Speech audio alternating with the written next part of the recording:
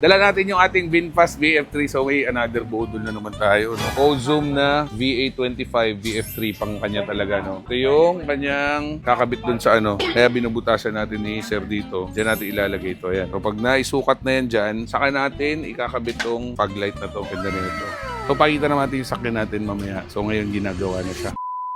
So guys, we're here at Antipolo dito sa FHB Garage. So, dala natin yung ating VinFast VF3. So, may another bodol na naman tayo. No? So, dito guys, napakaraming VF3. May VF3 siya doon. May VF3 pa dito. Meron pang VF3 dito. So, sa mga hindi nakakaalam guys, gawaan to ng mga VF3 na VinFast or kahit anong electric car. So, ito ang daming ginagawa guys. So, kahit talagaan sa inyo. So, ito, daming ginagalaw. So, marami rin silang kinakabit dito guys na mga upgrades para sa VF3. Ito guys, mga grill na kinakabit doon sa harap ng VF3. Tapos meron din silang ambient. So ito, design para sa VF3 agad. Same thing dito sa Duo Max na VF3 edition na mahaba na yung TFT gauge niya. Pakita natin mamaya yung difference niyan. So guys, ito yung ikakabit natin. So O-Zoom na fog light para sa VF3. So tingnan natin yung laman. So ito, design para sa VF3 talaga. So ito siya. Ito, cladding niya talaga. Design para sa VF3. Bubutasin yung pagkakabitan nung actual nitong clad and then screw dun sa original na screw. Okay, so ito plug and play din talaga para sa VF3. Naka-design siya sa VF3 Plus. Pakita lang natin tong fog light niya na projector. Napakaganda, napakabigat. So ito high and low na siya. So nakalagay dito. So dual beam LED fog light projector na siya. 3 years warranty. So pag may problema, palit yan. Palit lang. So ito, O-Zoom din na EX3 naman ang model. Ito, hindi siya pang VF3 lang. Pwede sa lahat. Okay. Kala ko pang Ranger eh. Ranger. Pwede. So pang lahat. Pero ito, wala siyang bahay. Meron. Yung bahay na yan for VF3. So, hiwalay dito. Okay. Kaya kabit nila to, 3 LED siya. Pakita ko lang yung isang sakya mong malupit. So, guys, ganito yung ikakabit natin. Sa mga hindi nakakaalam, ang stock ng VF3 ganito lang. So, plain lang siya. Wala siyang fog light. So, medyo kulang yung liwanag. So, mas maganda kung may fog light. So, ito yung kakabit natin, guys. So, ito guys, medyo kakaiba talaga itong kanya, no? Pero ito yung fog light na ikakabit natin. Tsaka liwanag. Tapos, nag-high beam din yan. Yun, no? Tapos ang maganda dyan, tingnan mo, kitang-kita yung ilaw diretso.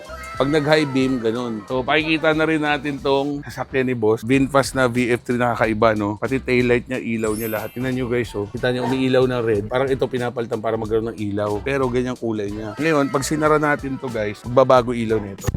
Yun, violet na siya. Kaya siya nagbiblink na pula kanina kasi naka-open yung door natin. Pero pag nakasara na, ganyan ang ilaw niya. Plus, napakaraming ambient light. Hanggang likod guys. Pati yan, pati dito. Pati paa pala. Pati dito. Tapos, pansin niyo guys, itong TFT gauge niya, compared do sa katin na maliit, malaki na to. Ito na yung mahaba. Dual na siya. So, may gauge ka. Plus, meron kang Apple CarPlay dito, Android Auto. Plus, meron na siyang steering control. So, nakakontrol niya dito lahat ng volume. So, ito hindi natin mapa-under kasi inaayos pa nila. Hindi pa tapos ikabit. So, ganda. So, daming budol guys sa VF3. Kala ko sobrang dami nang nailagay ko sa akin, hindi pa pala. Sobrang dami pang kulang. Ganda ng ilaw niya sa likod, oh. So pag naka-hazard guys, ganyan ang nangyayari sa headlight niya. Ganda. So nagbi-blink pero naka-ilaw pa rin park light. So ito di pa naka-headlight. Pag nag-headlight ka, ilaw pa doon. Plus nag-high beam ka. Pero yung projector pa lang ang lakas sobra. So ito guys, pareho lang tong VF3 na tsaka to. So ito, ang dami nang napalitan. Pinalitan na yung kanyang grill, naka-mugs na rin tsaka gulong, naka-side mirror na rin, fog light, tail light, pati loob, halos palit na lahat. No? Sobrang dami nang nalagay niya dito. Pero same lang talaga yung VF3 na yan. Tapos may Tesla rin, grabe. So ito yung likod. Pati ito, may plastic na siya na part. Para pag nakahiga to, meron na siyang harang.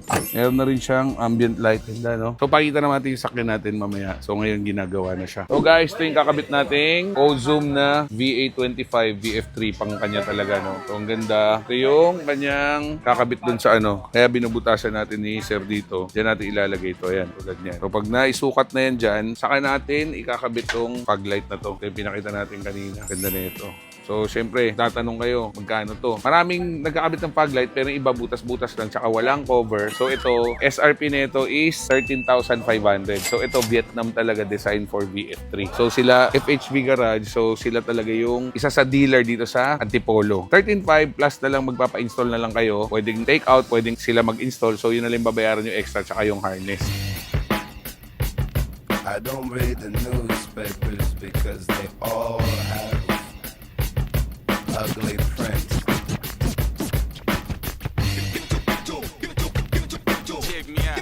So guys, all goods na. So naikabit na natin yung fog light. So pag inon natin yung fog light, Yun, ganun kalakas. So ito yung walang ilaw, yan yung park light. Ito yung fog lamp. Bam, ganun kalakas, boy. Headlight, tas high beam.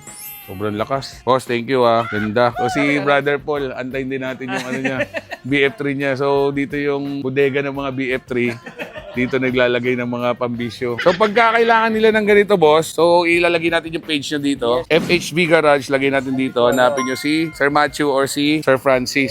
Grabe, solid Boss, thank you Yun So ito guys, may pakikita ko sa inyo isang VinFast na VF3. So kay Brother Paul to, naka-sound setup.